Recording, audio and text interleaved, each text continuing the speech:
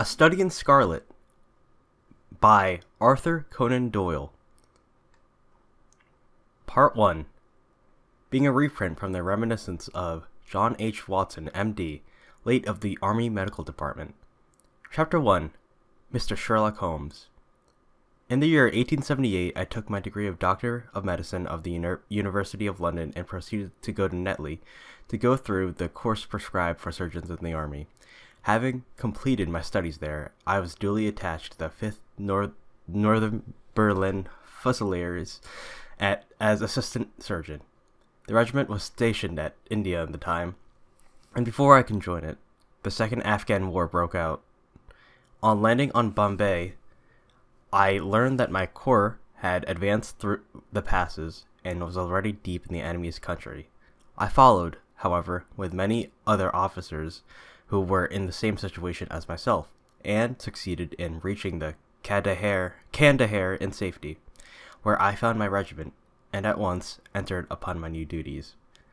The campaign brought honors and promotion to many, but for me it had nothing but misfortune and disaster. I was removed from my brigade and attached to the Berkshires, with whom I served at the fatal Battle of Maiwand. There I was struck on the shoulder by a Jezzail bullet, which shattered the bone and grazed my subclavian artery. I should have fallen into the hands of those murderous Ghazis, had it not been for the devotion and courage shown by Murray, my orderly, who threw me across a pack horse and succeeded in bringing me home safely to the British lines. Worn with pain, and weak from the prolonged hardships which I had undergone, I was removed with a great train of wounded sufferers to the base hospital in Peshawar. Here I rallied, and had already improved so far as to be able to walk without the wards, and even to bask a little upon the veranda, when I was struck down by the enteric fever, the curse of our Indian possessions. For months my life was despaired of, and when at last I came to myself and became convalescent, I was so weak and emaciated that a medical board determined that not a day should be lost in sending me back to England. I was dispatched accordingly in the trooper ship Orontes, and landed a month later on Portsmouth jetty, with my health irretrievably ruined, but with permission from a paternal government to spend the next 9 months in attempting to improve it. I had neither kith nor kin in England, and was therefore as free as air, or as free as income as 11 shillings and 6 pence a day will permit a man to be. Under such circumstances, I naturally gravitated to London, that great cesspool into which all the loungers and idlers of the empire are irresistibly drained. There I stayed for some time at a private hotel in the Strand, leading a comfortless, meaningless existence, and spending such money as I had, considerably more freely than I ought to. So alarming did the state of my finances become that I soon realized that I must either leave the metropolis or rusticate somewhere in the country, and that I must make a complete alteration in my style of living. Choosing the latter alternative, I began by making up my mind to leave the hotel and to take up my quarters in some less pretentious and less expensive domicile. On the very day I had come to this conclusion, I was standing at the Criterion bar, when someone tapped me on the shoulder, and turned round I recognized young Stamford, who had been a dresser under me at Bart's. The sight of a friendly face in the great wilderness of London is a pleasant thing indeed to a lonely man. In old days Stamford had never been a particular crony of mine, but now I hailed him with enthusiasm, and he, in his turn, appeared to be delighted to see me. In the exuberance of my joy, I asked him to lunch with me at the Holborn, and we started off together in a hansom. "Whatever have you been doing with yourself, Watson?" he asked me in an undisguised wonder as we rattled through the crowded London streets. "You are as thin as a lath and as brown as a nut." I gave him a short sketch of my adventures, and had hardly concluded it by the time we had reached our destination. "Poor devil," he said commiseratingly, after he had listened to my misfortunes. "What are you up to now?" "Looking for lodgings. I answered, trying to solve the problems as to whether it is possible to get comfortable rooms at a reasonable price. That's a strange thing, remarked my companion. You are the second man today that has used that expression to me.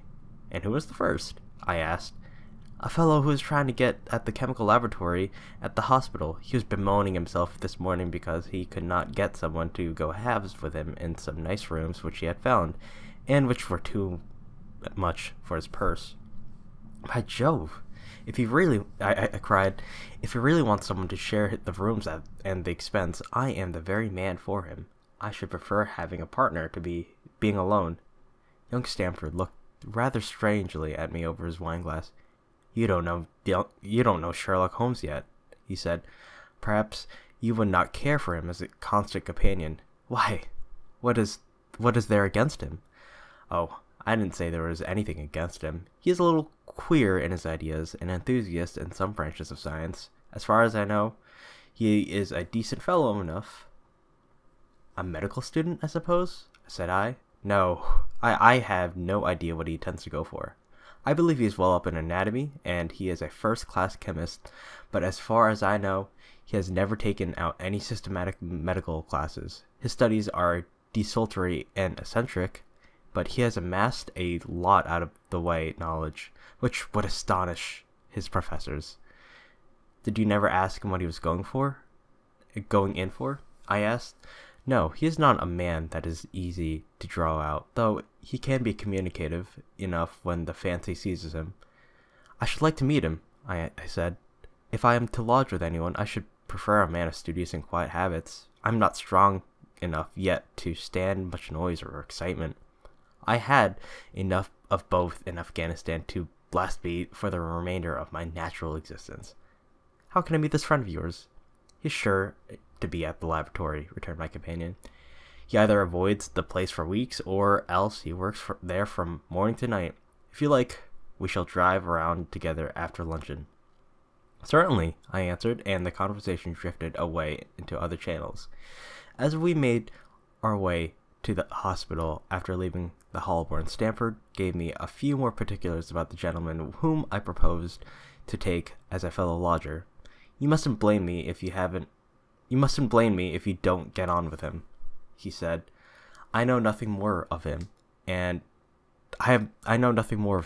I have learned from meeting him occasionally in the laboratory. You proposed this arrangement, so you must not hold me responsible. If we don't get on it will be easy to part company, I answered. It seems to me, Stamford, I asked, looking hard at my companion, that if you have some reason for washing your hands of the matter, is this fellow's temper so formidable, or what is it? Don't be so mealy-mouthed about it. It is not easy to express the inexpressible, he answered with a laugh. Holmes is a little too scientific for my taste. It approaches to cold-bloodedness. I could imagine his giving a friend a little pinch of the latest vegetable alkaloid, not out of malevolence, you understand, but simply out of a spirit of inquiry in order to have an accurate idea of the effects. To do him justice, I think that he would take it himself with the same readiness. He appears to have a passion for definite and exact knowledge. Very right, too. Yes, but it may be pushed to excess. When it comes to beating the subjects and the dissecting rooms with a stick, it is certainly taking rather a bizarre shape. Beating the subjects, yes, to verify how far bruises may be produced after death. I saw him at it with my own eyes. And yet you say he's not a medical student? No, heaven knows what the objects of his studies are. But here we are, and you must form your own impressions about him. As he spoke, we turned down a narrow lane and passed through the small side door, which opened into a wing of the great hospital. It was familiar ground to me, and I needed no guiding as we ascended the bleak stone staircase and made our way down the long corridor with its vista of whitewashed wall and dun-colored doors. Near the further end, a low arched passage branched away from it, and led to the chemical laboratory. This was a lofty chamber, lined and littered with countless bottles. Broad, low tables were scattered about, which bristled with retorts, test tubes, and little Bunsen lamps, with their blue flickering flames. There was only one student in the room who was bending over a distant table, absorbed in his work. At the sound of our steps, he glanced around and sprang to his feet with a cry of pleasure. "I found it! I found it!" he shouted to my companion, running towards us with a test tube in his hand. "I have found a reagent which is precipitated by hemoglobin and by nothing else." Had he discovered a gold mine, greater delight could not have shone upon his features. "Dr. Watson? Mr. Sherlock Holmes," said Stamford, introducing us. "How are you?" he said cordially, gripping my hand with a strength for which I should hardly have given him credit. "You have been in Afghanistan, I perceive." "How on earth did you know that?" I asked in astonishment. "Never mind," he said, chuckling to himself. "The question now is about the hemoglobin. Now, no doubt you've seen the significance of this discovery of mine." "It is interesting, chemically, no doubt," I answered, "but practically, why, man, it is the most practical medico-legal discovery for years. Don't you see that it gives us an infallible test for bloodstains? Come over here now." He seized me by the coat sleeve in his eagerness and drew me over to the table at which he had been working. "Let us have some fresh blood," he said, digging a long bodkin into his finger and drawing off the resulting drop of the blood in a chemical pipette. Now, I add the small quantity of blood to a liter of water. You perceive that the resulting mixture has the appearance of pure water.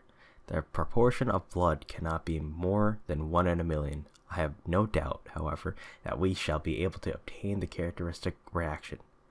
As he spoke, he threw into the vessel a few white crystals, and then added some drops of a transparent fluid. In an instant, the contents assumed the dull mahogany color, and a brownish dust was precipitated to the bottom of the glass jar. "Ha ha!" he cried, clapping his hands and looking as delighted as a child with a new toy. "What do you think of that?" "It seems to be a very delicate test," I remarked. "Beautiful! Beautiful!" The old Guiacom test was very clumsy and uncertain. So is the microscopic examination for blood corpuscles. The latter is valueless if the stains are a few hours old. Now this appears to act as well whether the blood is old or new. Had this test been invented, there are hundreds of men now walking the earth who would long ago have paid the penalty of their crimes.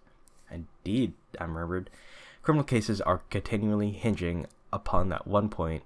A man is suspected of a crime months perhaps after it has been committed. His linen or clothes are examined and brownish red stains discovered upon them. Are they blood stains, or mud stains, or rust stains, or fruit stains, or what are they? That is a question which had puzzled many an expert. And why? Because there was no reliable test. Now we have the Sherlock Holmes test, and there will no longer be any difficulty." His eyes fairly glittered as he spoke, and he put his hand over his heart and bowed as if to some applauding crowd conjured up to his imagination. "You are to be congratulated," I remarked, considerably surprised at his enthusiasm. "There was the case of von Bischoff at Frankfurt last year. He would certainly have been hung had this test been in existence. Then there was Mason of Bradford, and the notorious Mueller, and the Lefebvre of Montpellier, and Sampson of New Orleans. I could name a score of cases in which it would have been decisive." "You seem to be a walking calendar of crime," said Stamford with a laugh. "You might start a paper on those lines. Call it Police News of the Past."